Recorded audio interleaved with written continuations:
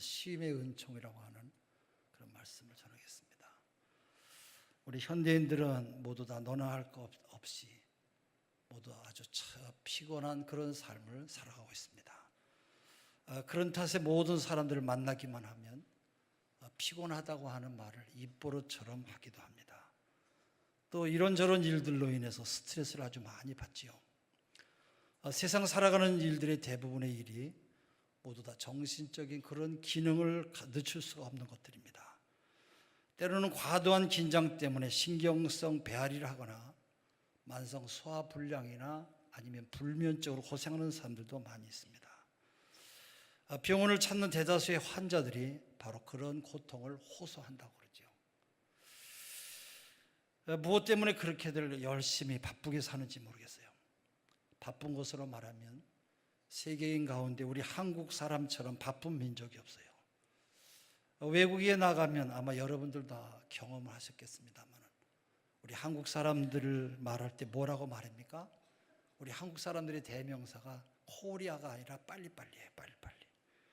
많은 외국 사람들이 우리 한국에서 왔다고 하면 안녕하세요 그런 말보다 빨리빨리.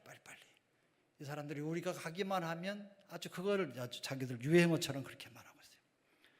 몇 년 됐습니다마는 캄보디아에 우리 맨 선교회를 다녀온 적이 있는데 호텔에 들어가니까 거기 있는 직원들이 우리 짐을 날려주면서 모두가 다 빨리 가. 아이고, 자기들끼리 웃으면서 모두 다 짐을 싱글벙글 웃으면서 짐을 옮기는 거예요.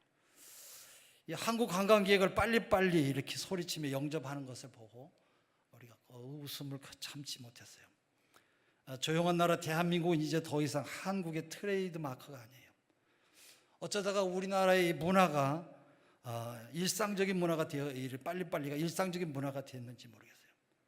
이런 흐름 속에서 건축도 빨리빨리, 출세도 빨리빨리, 돈 버는 것도 빨리빨리. 그래서 우리나라 사람들 뭐든지 빨리빨리. 그게 안 되니까 망정이지 만약에 된다고 하면 나중에는 무슨 짓을 더 할지 모르겠어요. 한간에는 이런 말들도 우스갯소리로 한다고 그러죠. 어떤 아이가 다른 애들보다 좀 적었대요. 다른 애들이 10살이면 좀 이만해야 되는데 10살인데도 좀 적으니까 야 너는 너희 형이나 아니면 너희 엄마 아빠 닮으면 클 텐데 왜 이렇게 키가 작으냐 그랬더니 이제 안타까워서 한 이야기예요. 근데 이 아이가 괜찮대요. 우리 아버지가 그러는데 뻥치기 기계에 넣고 한 번 더 틀어버리면 내가 커진다고 그랬다는 거예요. 그런 이야기도 한다는 거예요. 모든 것을 빨리빨리 하다 보니까 부실공사로 인해서 간담을 서늘하게 하는 그런 사건을 우리가 많이 당했어요.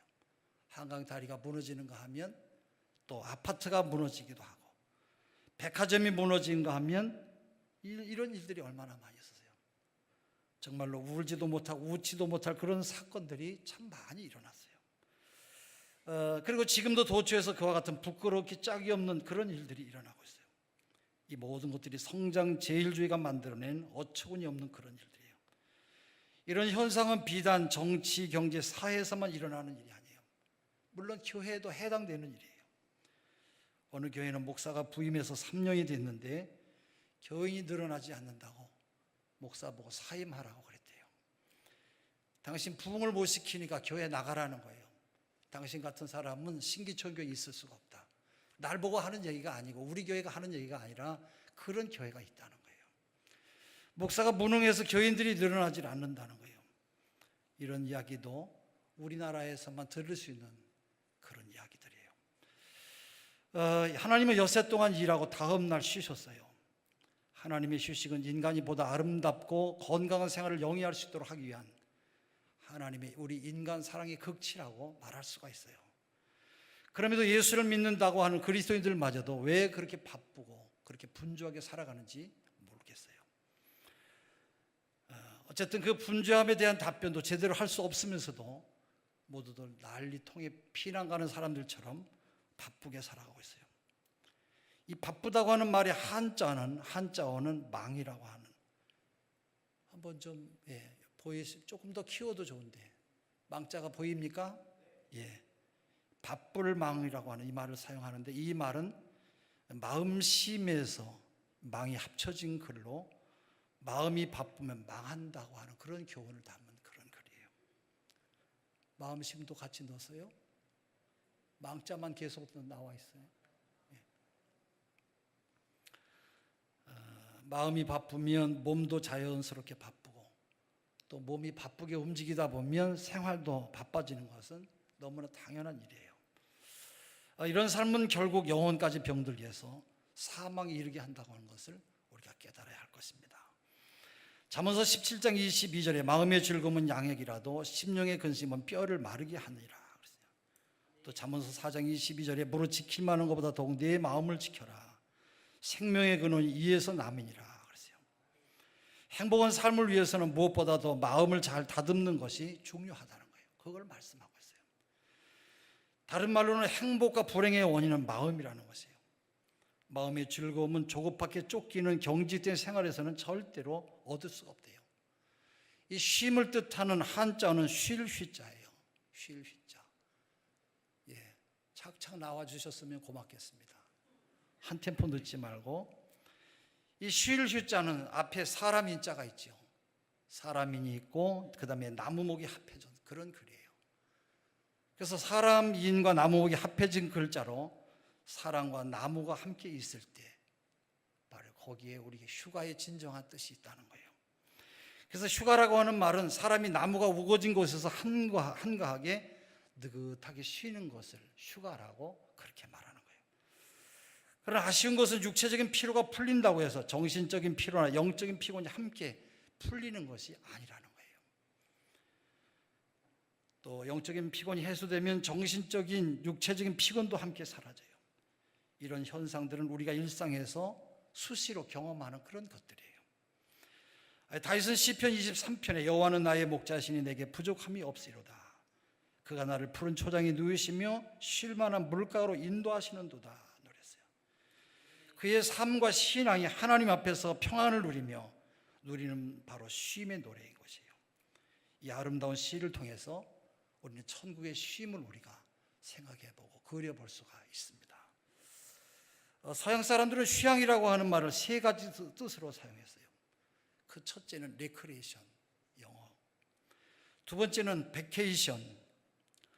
세 번째는 홀리데이예요. 근데 이 홀리데이가 홀리데이로 변질되어 가는 것이 문제예요. 그 다음에 또 홀리데이, HOLY, 홀리데이.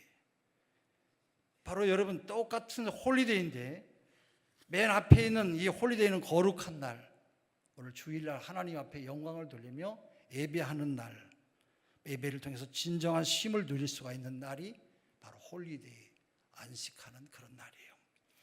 이것이 육체적인 즐거움을 목적으로 하는 축제의 날과 휴가를 즐기는 홀리데이로 변질되면서 다시 한번 보내주세요. HOLIDAY, 홀리데이로 변질되면서 진정한 쉼의 기쁨을 누리지를 못하고 있는 것이에요. 사람들은 평안과 안식을 누리기 위해서 여러 가지로 많은 노력들을 해요.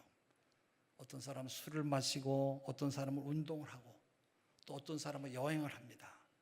또 어떤 사람은 도박도 해요. 그러한 오락들을 통해서 평안과 안식을 얻을 수 있을 것이라고 그렇게 생각해요.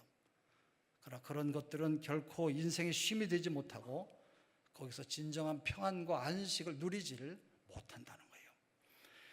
하나님은 모세를 통해서 우리 인간 생활의 근간을 분명하게 말씀하셨어요. 출애굽기 20장 7절에서 10절 제가 읽습니다. 안식일을 기억하여 거룩히 지키라. 엿새 동안은 심서 네 모든 일을 행할 것이나 제7일은 너희 하나님 여호와의 안식일인즉 너나 네 아들이나 네 딸이나 네 남종이나 네 여종이나 네 육축이나 네 문 안에 유하는 객이라도 아무 일도 하지 말라. 출애굽기 20장 7절에서 10절에 말씀하고 있어요. 이 말씀의 뜻은 일과 쉼의 관계를 말하고 있어요. 바로 안식하는 쉼의 전제 조건이 엿새 동안 힘써 열심히 일하라는 거예요. 오늘 본문에도 똑같은 메시지가 담겨져 있어요. 31절의 말씀을 제가 읽어보겠습니다. 31절 이르시되 너희는 따로 한적한 곳에 가서 쉬어라 하시니 이는 오고 가는 사람이 많아 음식을 먹을 겨를도 없습니다. 제자들이 복음사역에 관한 보고를 했을 때 예수님은 일에 지친 제자들에게 한적한 곳에 가서 쉬라고 말씀하셨어요. 이것은 일과 쉼에 있어서 균형을 유지하며 살라는 그런 말씀이에요. 이 쉰다고 하는 것은 일이라고 하는 활동의 전제가 있을 때 가능한 것이에요. 그렇기 때문에 일을 하지 않는 사람에게 쉼이라고 하는 것은 아무 소용이 없어요. 왜냐하면 그 사람은 매일 쉬고 있기 때문에. 매일 일하지 않고 매일 쉬는 그런 사람에게 여러분 무슨 휴식이 필요하겠어요? 어떻게 말하면 가혹한 것 같지만 정직한 표현을 말한다고 하면 부자라고 해서 일도 하지 않고 먹고 자고 쉬면서 빈둥거리는 사람은 인간다운 생활을 하는 사람이 아니에요. 이런 사람은 기독교 신앙의 윤리에도 절대적으로 어긋난 삶을 사는 그런 사람이에요. 왜 하나님께서 안식일과 안식년과 신년을 제정하셨습니까? 바로 안식일에 관한 분명한 의의는 안식일에 복을 주사 거룩하게 하셨다는 거예요. 하나님이 엿새 동안 창조의 일을 하시고 일곱째 날에 안식하신 것. 일곱째 날에 안식한 것이 피곤해서입니까? 아니에요. 전혀 그렇지 않아요. 안식일의 제정의 정신은 세상 일을 쉬고 하나님을 예배하는 것이에요. 그리고 그날은 일상을 다 내려놓고 엿새 동안 헤어져 있던 성도들과 교제하며 영적, 육적 기쁨을 누리는 것을 말해요. 근데 하나님이 제정하신 쉼의 은총을 우리 인간이 자의적으로 무시하고 인생을 살아간다고 한다면 어떻게 진정한 삶의 감격과 바로 쉼을 경험할 수가 있겠습니까? 이 안식일과 안식년과 이 신년의 제정 정신은 바로 진정한 쉼을 통해서만 삶의 평안과 축복을 누릴 수가 있다고 하는 이런 것들을 일깨우는 그런 말씀이에요. 모든 자연과 동물도 모두 다 쉼의 법칙을 그대로 따르고 있어요. 그렇게 그런 것들은 우주의 질서를 이루면서 생명의 윤리를 이루어가면서 살아갑니다. 하물며 하나님의 형상을 따라 창조된 인간이 쉼의 은총을 누리지 못하고 살아간다고 한다면 이거야말로 얼마나 잘못된 삶을 살아가는가 하는 것을 우리가 분명하게 알아야 합니다. 적당한 쉼은 분명한 하나님의 창조 질서의 법칙이에요. 이처럼 중요한 쉼을 바로 하나님의 창조 질서를 따르지 아니하고 인간적인 욕구 충족만을 따른다고 하면 그건 진정한 쉼이 될 수가 없는 것이죠. 오늘 본문에는 이와 관련된 아주 중요한 말씀이 있어요. 우리 31절의 말씀을 우리 한번 같이 읽어보겠습니다. 31절입니다. 시작.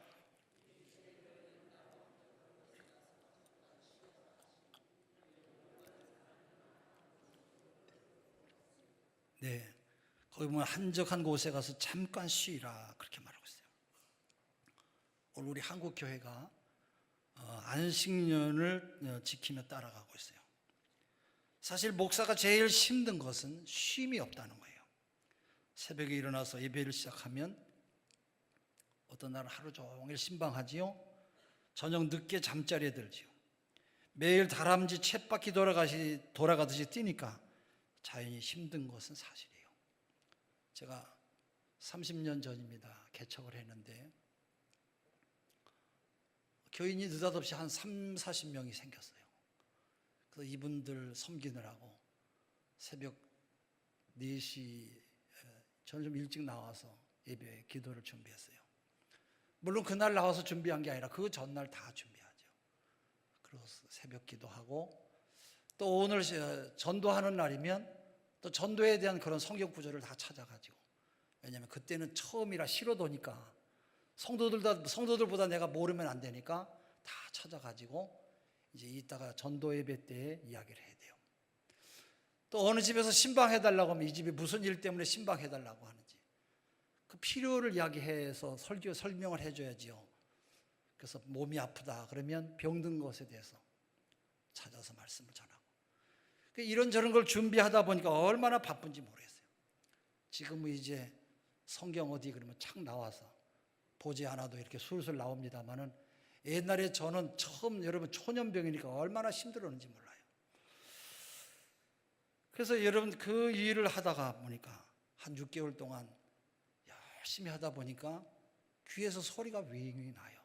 그때가 이때쯤 됐던 것 같아요.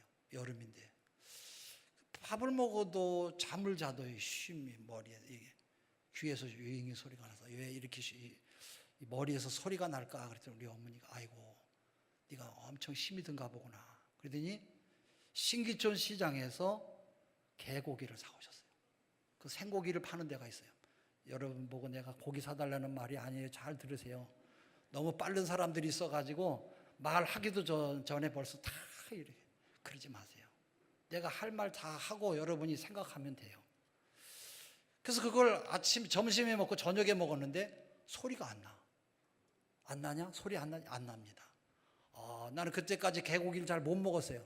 한 점, 두 점 이렇게 먹기만 했는데 국물까지는 못 마셨는데 밥을 말아서 먹으니까 그게 몸에 그렇게 좋은지 처음 알았어요. 그래서 지금도 좀 몸이 아프고 몸이 좀 힘들고 그러면 개고기집에 가요. 가서 한 그릇 이렇게 넙죽 먹고 나면 며칠 동안 또 든든하고 그래요. 아마 이게 내가 정말 생각할 때 정말로 이게 보신탕이구나 그런 생각이 들어요. 나 보신탕 못 먹어요. 그렇게 말하는 사람은 목회할 자격이 없어요. 뭘 해도 주면 막 퍼먹어야 되고 건강하게 해야지 여러분 목회가 잘 되는 거지. 이거 맞지? 이거 못 먹고 저거 못 먹고 그렇게 계속 가리면 그거 어떻게 해요, 여러분 목회를 하겠어요? 내가 볼 때는 이 보신탕이 참 몸에 회복이 빨리 가져오는구나 그런 생각이 들었어요. 여러분 정신적인 쉼도 필요하고 육체적인 쉼도 필요해요. 그 정신적인 쉼을 잘 쉬면 그 다음에 또 한 단계 뛰어오르는데 좋은 그런 쉼이 되는 거죠. 우리 노회 목사님은 6년 일하고 1년을 쉬었어요. 안식년이라고 해서 우리 교회도 좀 그 법을 따라야 되겠다 생각하고 당에서 결의를 했어요. 결의를 하면 그냥 결의를 하면 안 되고 1년 동안 쉴 수 있는 돈도 준비해 줘야 되고 이것저것 다 해주는데 그냥 쉬래요. 그냥 그 어디 가서 뭘 하라는 거예요. 그래서 돈을 받기는 받았는데 저 터키 한번 갔다 오는 그 돈, 그래서 일본 갔다가 터키 갔다 와서 일본 갔다가 오니까 돈이 다 떨어졌어요. 2주 쉬고 교회 가자. 그래서 교회 들어왔어요. 지금도 그때 생각하면 좀 그런 생각이 들어요. 또 이렇게 3주 쉬고 2주 쉬고 왔다고 하는 것은 뭐 누가 쉬라고 한 것은 아니지만은 내가 교회 생각 때문에 또 마음이 편하지가 않아서 그냥 돌아왔어요. 그러나 요즘 같은 때는 좀 쉬었으면 좋겠다는 그런 마음이 들어요. 안식년은 그냥 쉬는 것은 무의미하고 우리 국내 교회들이나 아니면 세계 해외에 성장하는 교회들을 다니면서 보고 들은 것들을 이렇게 잘 메모해서 스크립 해가지고 내가 교회 와서 우리 교회에서도 이것을 인용하면 좋겠다는 그런 마음이 들어요. 또 생각하고 연구하는 것도 아주 좋은 일이라고 생각해요. 가능하면 우리 담임 목사만 안식년을 지낼 게 아니라 우리 부목사님들도 6년 일하고 다만 1개월이라도 쉴 수 있는 시간을 준다면 좋겠다는 그런 마음을 가졌어요. 이런 때는 부목사님들이 아멘을 하는데 안 나네. 그러면 안 하는 걸로 알고 있겠습니다. 감히 말하기가 힘들어서 안 했겠지요. 여러분 목회자는 우리 한국교회 목회자는 아주 일을 많이 해요. 그래서 젊은 나이에도 아주 지칠 대로 지쳐서 쓰러지는 일이 아주 빈번해요. 또 교회마저도 진정한 안식을 주지 못하고 있는 이런 현실을 우리가 잘 생각해 봐야 돼요. 올바른 쉼이란 다음에 할 일을 더욱 능률적으로 해내기 위한 다른 형태로서의 일의 연장선이 되기도 해요. 그렇기 때문에 쉼이 시간을 허비하는 것이라고 말할 수가 없어요. 안식하는 것은 시간 낭비가 아니고 더 나은 미래를 위해서 준비하는 그런 시간이에요. 이것이 바로 안식을 하는 진정한 쉼의 은총이에요. 이것을 우리가 깨닫지 못하면 다윗과 같은 그런 죄를 범하기가 쉬워요. 다윗은 전쟁 중이었어요.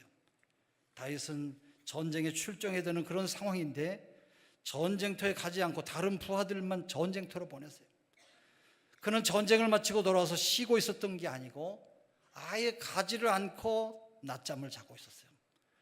얼핏 보면 쉬고 있는 것 같지만 할 일을 하고 쉰 게 아니에요. 태만히 낮잠을 자고 일어난 다윗은 돌이킬 수 없는 큰 죄를 범하고 말았어요. 잘 알잖아요. 남의 아내인 밧세바를, 그것도 지금 자신과 나라를 위해서 생명을 걸고 전쟁에 나가 있는 바로 충성스러운 부하의 아내를 데려와서 인면수심의 큰 죄를 저지른 것이에요. 이것은 잘못된 쉼을 누린 사람의 영원한 수치이고 하나님과 사람 앞에 정말로 죄악을 범한 인간 대표적인 그런 죄악인 것이에요. 오늘날도 마찬가지예요. 일할 때는 일을 해야 됩니다. 그리고 쉴 때는 쉬어야 돼요.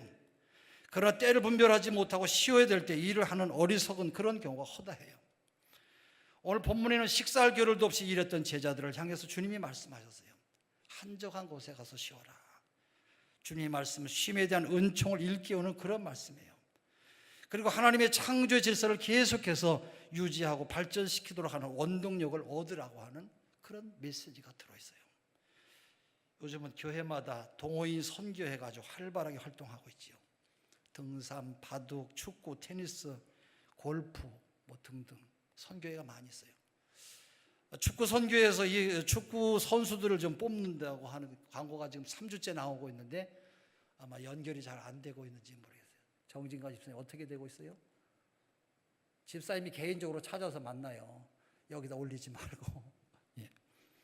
축구 좋아하는 사람들은 오지 말라 그래도 쫓아가지요.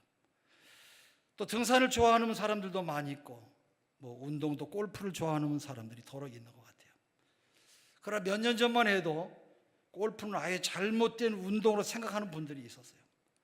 적어도 10년 전만 해도 우리 교회뿐만 아니라 우리 한국 교회가 다 그런 생각을 하고 있었어요. 골프는 절대 안 되는 운동으로, 또 교인들이 차마 이것을 하면 안 되는 운동 중에 하나가 바로 이 골프 운동이었어요. 마치 골프를 치는 것이 큰 죄를 짓는 것처럼 쉬쉬하면서 다니던 그런 때가 있었어요. 아직도 그와 같은 이 비복음적인 사고에서 벗어나지 못한 그런 사람들도 많이 있어요. 마치 그런 것을 하면 죄 짓는 것처럼 생각하는 사람이 있어서 사람들을 정죄하고 판단하고 고운 눈으로 보지 않았던 그런 때도 있었어요. 그것이 바로 기독교인들의 저변에 깔려 있었던 골프에 대한 그런 정서였어요. 지금은 아주 많이 대중화되었습니다마는 아직도 그것을 무슨 죄를 짓는 것처럼 생각하면서 쉬쉬하면서 다니는 그런 경우도 있어요. 지금은 골프가 우리나라에 아주 많이 대중화되었고, 우리 나학렬 집사님 자녀 가운데 은비도 골프 선수로, 그 골프 선수가 되려고 장래 프로 선수가 되려고 아주 수고하고 있어요. 그만큼 여러분 대중화가 되었다고 하는 증거이기도 하고, 개인의 취미 운동인 골프 치는 것을 갖고 우리가 이런저런 말을 하는 것은 건강한 교회를 세워가는 일에 우리가 너무 상처를 주는 일이 아니겠나 생각이 돼야 돼요. 우리가 이런 이야기 하면 안 돼요. 내가 안 치면 안 치고 못 치면 못 치는 거지, 골프 치는 사람을 돈 많으니까 저러고 다니네 이런 이야기도 해서도 안 되고, 돈 많이 벌어서 그 사람을 하는 건데 요즘 전부 다 우리 사회가 전부 다 이런 그 유행을 따라가고 있잖아요. 그걸 못했다 잘했다 이런 이야기해서 상처 주는 일을 하면 안 된다 그런 얘기예요. 자, 이런저런 이유로 인해서 개인의 사생활을 침해하는 것은 아주 매우 옳지 않은 일이에요. 그러나 진정한 주 안에서 자유를 누리는 것이 바로 복음이에요. 사도 바울은 고린도전서 10장 31절, 그런즉 너희가 먹든지 마시든지 무엇을 하든지 다 하나님의 영광을 위해서 하라 그랬어요. 낚시하는 사람은 등산하는 사람을 잘 이해하지 못해요. 또 사냥을 좋아하는 사람을, 바둑을 좋아하는 사람을 잘 이해하지 못하고요. 꽃꽂이를 좋아하는 사람은 수지침 배우는 사람을 잘 이해하지 못해요. 찬양할 때도 손뼉 치면서 큰 소리로 찬양하는 것을 좋아하는 사람이 있고, 어떤 사람은 손뼉 치는 것을 아주 죽기보다 싫어하는 그런 사람도 있어요. 또 소프라노를 좋아하는 사람이 있는가 하면 알토를 좋아하는 사람도 있어요. 그런가 하면 테너를 좋아하는 사람도 있고 베이스를 좋아하는 사람도 있어요. 그런가 하면 주방에서 봉사하는 것을 최고의 즐거움으로 생각하는 사람이 있는가 하면 나는 죽어도 나는 봉사 못한다, 주방에서는 절대 난 주방에 들어갈 수가 없다, 이렇게 하는 사람도 있어요. 또 기도할 때도 소리 질러가면서 기도하는 것을 좋아하는 사람이 있는가 하면 바로 조용히 묵상 기도하는 것을 좋아하는 사람도 있어요. 그렇다고 해서 이것이 저것보다 낫고 저것이 이것보다 못한 것이 아니에요. 인간의 생활은 각자의 취미 활동을 통해서 삶의 의미와 가치를 바로 갖고 가는 것이에요. A를 하는 사람은 B를 하는 사람을 그래서 비판해서도 안 되고, B를 하는 사람은 A를 하는 사람을 무시해서도 안 돼요. 무슨 일을 하든지 자기 양심에 꺼리낌이 없어야 되고, 그 양심이 다른 사람에게 비판받을 일이 되어서도 안 되는 것이에요. 사도 바울은 고린도전서 10장에서 진정한 복음의 삶을 자세하게 설명하고 있어요. 무슨 일이든지 자신과 남에게 유익을 주는 삶이 되어야 된다는 것이에요. 내가 하는 일이 다른 사람에게 거치는 일이 되어서도 안 되고 무엇보다 영적으로 손상되는 일이 되어서도 안 된다는 것이에요. 한 1, 2년 됐나 언젠가 자동차를 타고 운전하는데 옆에 우리 집사님이 계셨어요. 같이 밥 먹으러 갔는데 그때 즐겨 부르던 이 팝송이 나왔어요. Don't forget to remember. 제가 그 노래를 함께 따라 부르고 있는데, 아이고 목사님도 팝송을 따라 부르십니까? 그래요. 아주 놀래갖고 물어요. 마치 무슨 뭐 큰 원수이가 지금 여기서 이 팝송을 부르는 것처럼 놀래가지고 와서, 야, 이 집사님 엄청 모시기 하구나. 거시기 한 거죠, 그죠? 아, 지금 이런 때에 여러분 그걸 물어볼 게 뭐 있어요? 내가 한술 더 떠서 말했어요. 집사님, 나는 추풍경도 잘 부릅니다. 그랬더니 그래요. 우리 어느 권사님은 호랑나비도 얼마나 잘 부르는지 몰랐는데, 그랬더니 막 웃으면서 재밌다고 그랬어요. 여러분, 진정한 영적 쉼은 육적인 그런 육신적인 쉼과 함께 조화를 이루는 것이에요. 주님께서 제자들에게 한적한 곳에 가서 쉬라고 말씀하신 것은 단순한 쉼을 이야기한 게 아니에요. 바로 인간이 율법의 사슬에서 벗어나서 복음의 삶을 살아갈 수 있도록 하기 위해서 십자가를 지신 주님의 은총이 무엇인지를 올바로 이해할 때 우리는 진정한 영적으로 진정한 삶의 은총을 누릴 수가 있는 것이에요. 끊임없이 율법이라고 하는 사슬에 매여서 복음이 제시하는 진정한 자유를 누리지 못하고 일평생 동안 바로 바리새인처럼 살아가는 것을 주님은 원치 않으세요. 진정한 쉼이란 단순히 아무 일도 하지 않는 게 아니에요. 진정한 쉼은 변하는 삶으로서의 기쁨을 누리는 것이에요. 우리가 해마다 여름철이면 자주 사용하는 바캉스라고 하는 그런 말을 해요. 여러분 다 바캉스 가실 것이죠? 바캉스, 이건 불란서 말이에요. 바캉스 다녀오셨습니까? 원래 이 말은 바칸테라고 하는 그런 불란서의 단어에서 나온 말이에요. 바칸테라고 하는 말은 변화라고 하는 그런 뜻이에요. 게으름에서 부지런함으로 자기를 위한 삶에서 이웃을 위한 삶으로 율법주의에서 복음주의로 변화된 삶이 진정한 바캉스예요. 바캉스가 하는 것을 마치 무슨 큰 죄를 짓는 것처럼. 제가 개척하고서 30년 전이죠. 휴가 간다 할 때, 목사님도 휴가를 가십니까? 그래요. 나는 아주 우리 신기촌교회 세워놓고 때로는 잡놈이 되기도 하고 때로는 아주 이상한 그런 사람이 되기도 했어요. 요즘 누가 휴가 안 갑니까? 그랬더니 목사님, 난 이런 목사님 처음 봤대요.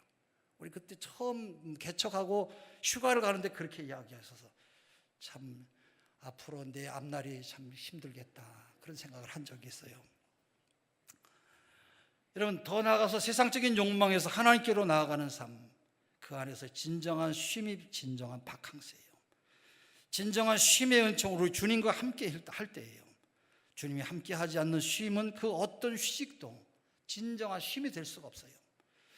하나님의 말씀 묵상과 기도 생활과 감사하는 마음이 우리로 하여금 인생의 푸른 초장에서 진정한 평안과 안식을 누리게 되는 것이에요. 그래서 예수 안에서 늘 승리하고 예수 안에서 기쁨과 감사의 삶을 누리는 것, 그게 우리 모두에게 축복이 되는 줄로 믿습니다. 우리 지금 태국에서 우리 선교 활동을 하고 있는 우리 교회 청년 박찬종 청년이 있어요. 우리 김도연 청년 친구인데 태국에서 1년 동안 열심히 봉사하고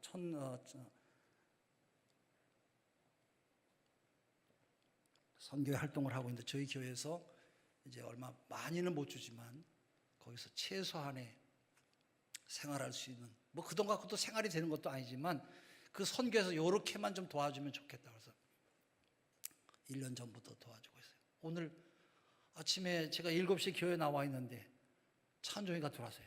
사무실에 깜짝 놀래가지고 아이고 너 언제 왔냐 그랬더니 예 목사님 어제 왔어요. 근데 뒷머리가 좀 이상해요. 여기 이렇게 보니까 옛날에 우리 어머니들이 그 머리 이렇게 틀어갖고 쪽 찢고 이렇게 사는 것처럼 그래서 이렇게 타서 보니까 머리가 이렇게 그래서 야 이게 머리가 뭐냐 그랬더니 목사님 이게요 우리 태국 애들을 전도하다 보니까 좀 뭔가 우리가 특색 있게 애들에게 복음을 위해서 사는 사람들에 대한 어떤 그것을 보여줘야 되겠다 그래서 여기다가 이렇게 저 쪽집게 트듯이 해서 머리를 다 이렇게 뒤로 잡아뜨려 갖고 이렇게 근데 난 처음에는 웃었다가 나중에는 마음이 찡했어요. 이 청년이 얼마나 여러분 하나님에 대한 열정과 그 영혼 사랑에 대한 그 믿음을 가지고 이렇게 하고, 태국에서나 그러지 여기까지 올 일이 뭐가 있어요. 근데 여기 와서 이렇게 하고. 네 어머니가 좋아하냐? 그러니까 우리 어머니 믿음이 없어서 안 좋아하는데 우리 아버지는 적극적으로 좋아한대. 아주 좋아한대.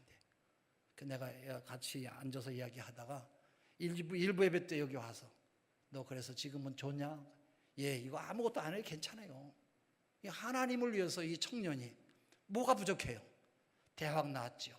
노래 잘하죠. 얼마든지 자기의 삶을 위해서 나아갈 수 있는 그런 청년인데 머리를 뒤집어서 씌워가지고 이렇게 붙들고 그리고 하나님을 위해서 이렇게 충성하는 헌신하는 모습을 보니까 이 찬종이를 어떻게 해서 하나님 앞에 더 귀하게 쓰임 받을 수 있을까, 그런 생각을 했던 적이 있어요.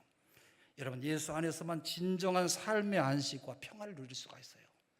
여러분도 다른 것에 눈을 뜨지 마시고 예수 안에서 늘 기쁨과 감사와 행복의 삶이 여러분 가정에 임하시기를 바랍니다. 여러분, 이것이 바로 올바른 쉼의 은총이에요. 일상의 분주한 시간들을 조금씩 내려놓아 보세요.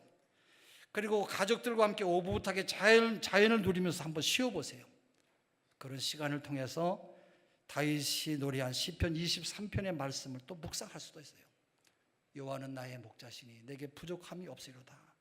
그가 나를 푸른 초장에 누우시고 쉴 만한 물가로 인도하시는도다. 바로 이 노래는 천국을 누리며 부르는 그런 노래예요. 천국으로 나를 인도해 가시는 우리 주님을 믿으면서 내가 불러야 될 그런 고백의 노래예요.